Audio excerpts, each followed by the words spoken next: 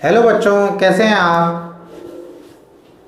पिछले टॉपिक में आपने पढ़ा इलेक्ट्रिक फील्ड क्या होती है और एक पॉइंट चार्ज की वजह से या सोर्स चार्ज की वजह से कुछ डिस्टेंस पर इलेक्ट्रिक फील्ड का फॉर्मूला क्या होता है। आज हम बात करेंगे इलेक्ट्रिक लाइंस ऑफ फोर्सेस और इलेक्ट्रिक फील्ड में difference. Electric lines of forces does not exist, ये एग्जिस्ट ही नहीं करती है, बट इलेक्ट्रिक फील्ड एग्जिस्ट, वो एग्जिस्ट करती है। लेकिन क्या होता है, डायग्राम हम दोनों का बनाते हैं, जो एग्जिस्ट नहीं भी करती उसको ही बनाते हैं। क्योंकि आपने देखा होगा जब आप मैग्नेट की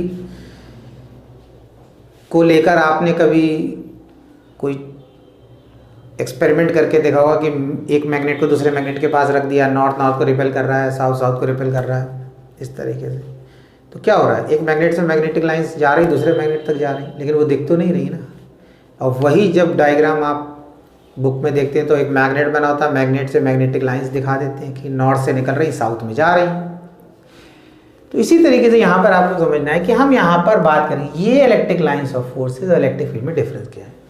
सबसे पहले मैं आपको सिंगल पॉजिटिव और नेगेटिव चार्ज की इलेक्ट्रिक फील्ड को रिप्रेजेंट करूँगा। उसके बाद जब डाइपोल का टॉपिक आएगा तब मैं आपको उसमें इसी में डाइपोल के केस में आपको बताऊंगा इन दोनों में डिफरेंस।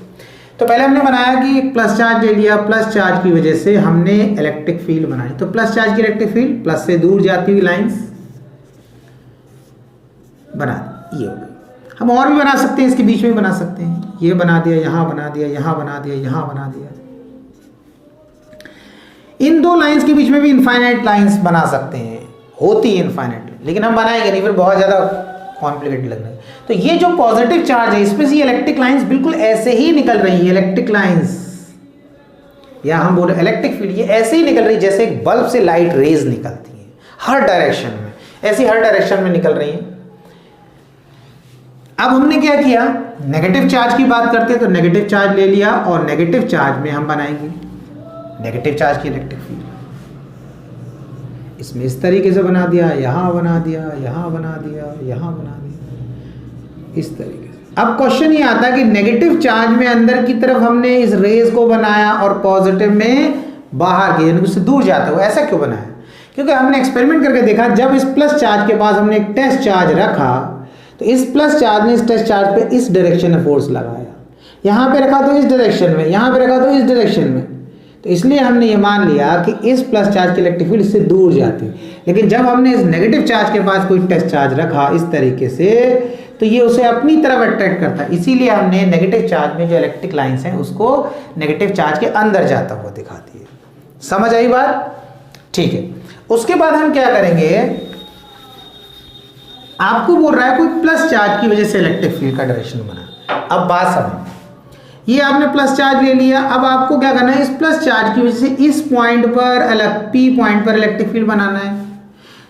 तो आपको पता है इस प्लस से तो हर डायरेक्शन में इलेक्ट्रिक लाइंस निकल रही हैं, लेकिन आपको हर जो डायरेक्शन में इधर जा रही है, लेफ्ट में जा रही है, डाउनवर्ड, अपवर्ड, कमिंग आउटवर्ड्स, वो नहीं बनानी हमें। हम क्या करेंगे, हम सीधा इमेजिन करेंगे इस पॉइंट पे निकालनी है इस चार्ज की इलेक्ट्रिक फील्ड किस डायरेक्शन में जा रही है आपको ड्रॉ करना था। आप इमेजिन करो एक लाइन ऐसे जा रही यहाँ से आगे बना दो, बस ये हो गई इलेक्ट्रिक फील्ड इस प्लस चार्ज की पी पॉइंट। अब यहाँ पर हमने ले लिया कोई पॉइंट, एम पॉइंट ले लिया।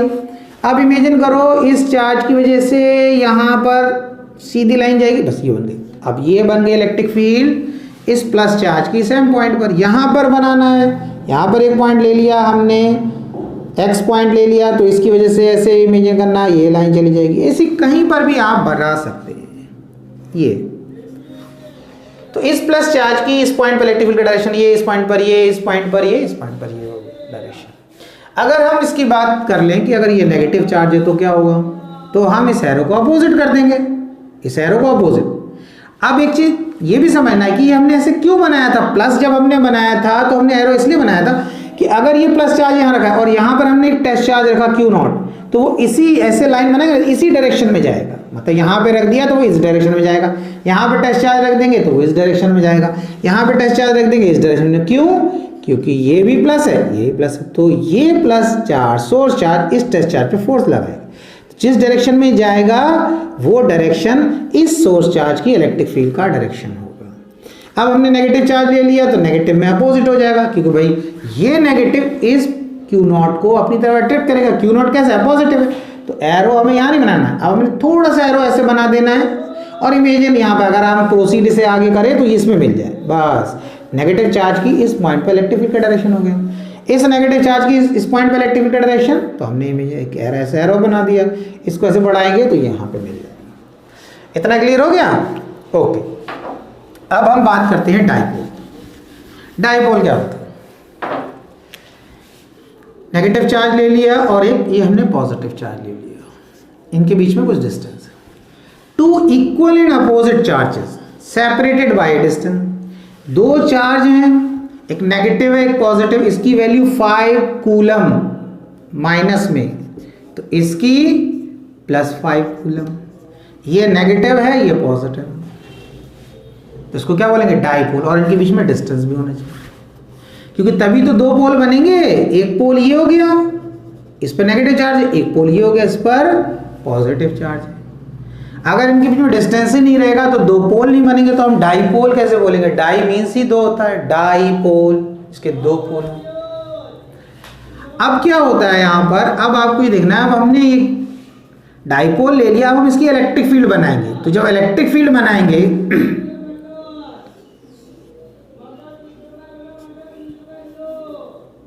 माइनस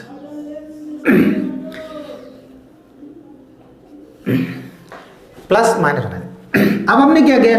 ये प्लस माइनस बना दिया। अब हमने यहां से इलेक्ट्रिक लाइन प्लस से निकलेगी माइनस में जा रही है, प्लस से निकल के माइनस में जा रही। यहां से एक लाइन बनाई, यहां पर, यहां से बनाई इस तरीके से, यहां से बना दी ऐसे करेंगे, इससे बना दी इधर जाती है, यहां से दो लाइन ऐसे बना देना है बस।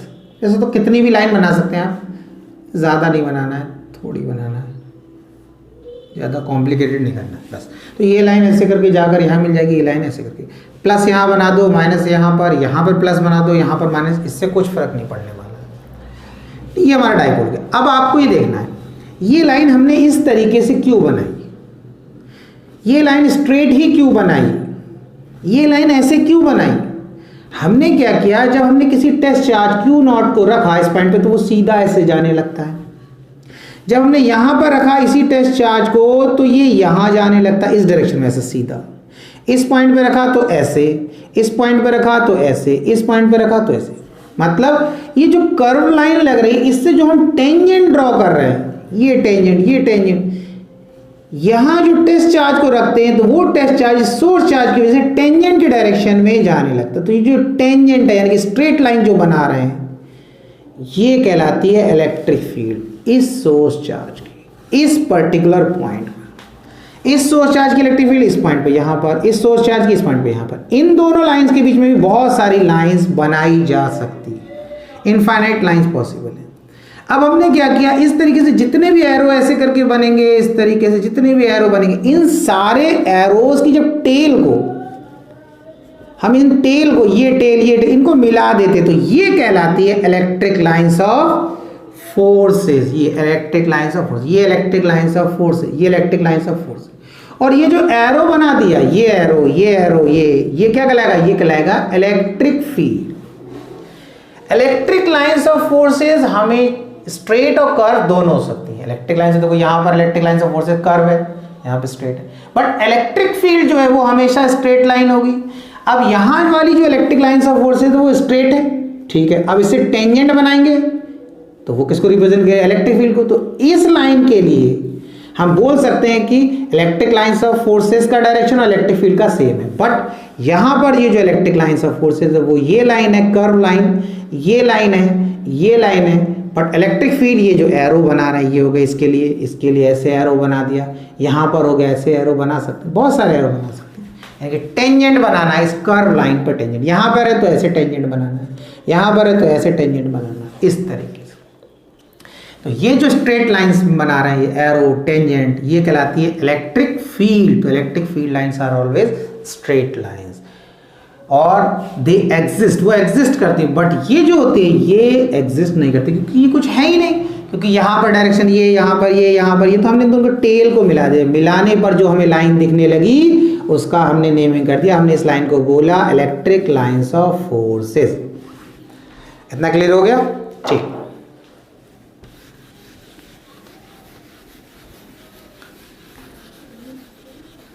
अब आपको क्या करना है, एक इलेक्ट्रिक डाइपोल है, उसकी अभी आगे टॉपिक आएगा, इलेक्ट्रिक डाइपोल की वजह से electric field, axial point, equatorial point, तो उससे रिलेटेड टॉपिक समझा। हमने एक नेगेटिव चार्ज ले लिया, एक पॉजिटिव चार्ज ले लिया, ये हमारा एक इलेक्ट्रिक डाइपोल बन गया। इस इलेक्ट्रिक डाइपोल की इलेक्ट्रिक फील्ड बनाना है हमें इस पॉइंट पर, इस पी पॉइंट पर बनाना है, ठीक। तो हम इलेक्ट्रिक फील्ड कैसे ड्रॉ करेंगे? देखिए अभी हमने मान लिया कि इलेक्ट्रिक डाइपोल है, ये प्लस चार्ज है, आप इसको भूल जाएं, ये माने सिर्फ प्लस चार्ज है, तो प्लस चार्ज की वजह से इस पॉइंट पर इलेक्ट्रिक फील्ड का डायरेक्शन आप कैसे बनाएंगे? मैंने बताया अभी, इमेजिन करें एक लाइन ऐसे जा रही है, यहाँ से ये जा रही है, ये हो गया। इसका मीनिंग ये हो गया, अगर यहाँ पर हम एक टेस्ट चार्ज रखते हैं तो ये सोर्स चार्ज इस टेस्ट चार्ज पे इस डायरेक्शन में फोर्स लगाएगा, ये इधर नहीं जाएगा, क्यू नॉट इधर नहीं, ये सीधा ऐसे जाएगा। अगर इस पॉइंट पे रखा, इस पॉइंट पे रखेंगे तो इधर जाएगा, तो इस चार्ज की वजह से अगर इस पॉइंट पर अगर इलेक्ट्रिक फील्ड की बात करेंगे तो इधर जाएगा, इधर बना देंगे हम एरो। लेकिन अभी इस पॉइंट पर पूछ नहीं रहे, इधर नहीं पूछ रहे हैं आपसे, इधर नहीं पूछ रहे, इस पॉइंट पे पूछ रहे, तो ऐसी लाइन बनाएंगे, यानी कि यहाँ से इमेजिन करना एक लाइन, इलेक्ट्रिक लाइन निकल रही है और सीधी ऐसे चली जा रही है, और यहाँ पे लिख दिया ई और उसके ऊपर लिख दिया हमने प्लस, यानी कि इस प्लस चार्ज की वजह से इलेक्ट्रिक फील्ड का डायरेक्शन। अब बात करते हैं नेगेटिव चार्ज की। जब नेगेटिव चार्ज की बात करेंगे, ये तो आपने बना दिया, ठीक है। अब ये नेगेटिव चार्ज की वजह से अगर हम इसकी बात करें तो ये क्यू नॉट को ये अपनी तरफ खींचेगा। अब आप ये नहीं सोचना कि ये धक्का लगा रहा होगा, वो तो बना दिया, हमें तो डायग्राम में भी बनाना है, ये इसको अपनी तरफ खींचेगा। तो हमने क्या किया, एक एरो ऐसे बना दिया और यहाँ पे लिख दिया ई माइनस, क्योंकि ये एरो को अगर ऐसे प्रोसीड करेंगे तो नेगेटिव की तरफ जाती हुई इलेक्ट्रिक लाइन बनाते हैं, पॉजिटिव से दूर जाती हुई इलेक्ट्रिक लाइन बनाते हैं, ये हमेशा ध्यान रखेंगे। पॉजिटिव से दूर जाती हुई इलेक्ट्रिक लाइन बनाएंगे, नेगेटिव की तरफ जाती हुई इलेक्ट्रिक लाइन बनाएंगे। कहीं कहीं पर इस पर एरो भी लगा होता है, तो ये एरो लगाए तो कोई दिक्कत नहीं है, एरो का मतलब है इलेक्ट्रिक फील्ड वेक्टर क्वांटिटी है।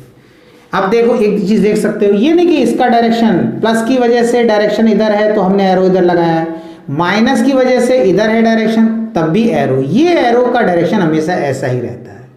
अगर किसी का डायरेक्शन ऊपर है इलेक्ट्रिक फील्ड का तब भी ये एरो इस तरीके से ही लगेगा, अगर इलेक्ट्रिक फील्ड का डायरेक्शन नीचे है तब भी ये एरो इसी तरीके से लगेगा। एरो का हेड आपके राइट होगा और टेल ये कहलाता है टेल, ये हेड, टेल लेफ्ट में होगा।